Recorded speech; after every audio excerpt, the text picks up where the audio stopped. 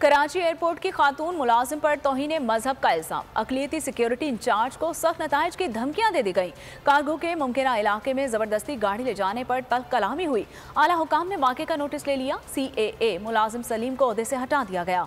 साबिक सदर आसिफ अली जरदारी ने वाक़े का सख्त नोटिस ले लिया।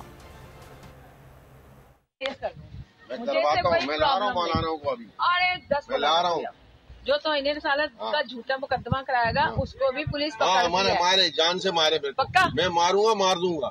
मैं तो पागल हूँ, मैं तो काट के फेंक दूंगा। अभी आप लोगों के पास यही है कि चलो ये क्रिश्चियन है, इसको हम ना तो इन्हें रसालत में जलील करते हैं, तो कर दो। इज्जत होती है, खाना पीना मरना जीना सब कुछ है।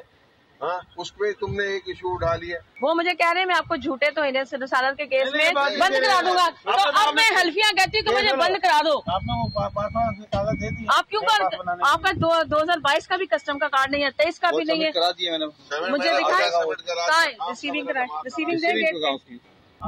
इस मुल्क में तुम लोगों के पास यही है। इसमें तो इन्हें रसालत तो आप लोग कर रहे हो जो लीगल वे में चलते ही नहीं हो, जो कानून पे अमल ही नहीं होने देते।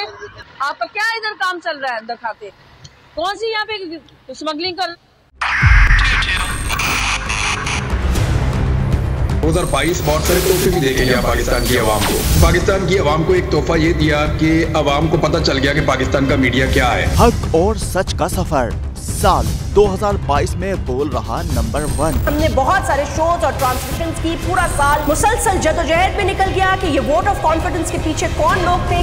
तोड़े रेटिंग के सभी रिकॉर्ड। सोशल मीडिया पर भी सबसे ज्यादा तेजी से 2.4 बिलियन व्यूज का संगे मील अबूर किया। एंकर्स को भी आवाम में सबसे ज्यादा मकबूलियत मिली और सोशल मीडिया पर भी बोल रहा सब पर भारी। सब्सक्राइब करें और बेल दबाएं ताकि कोई खबर रह न जाए।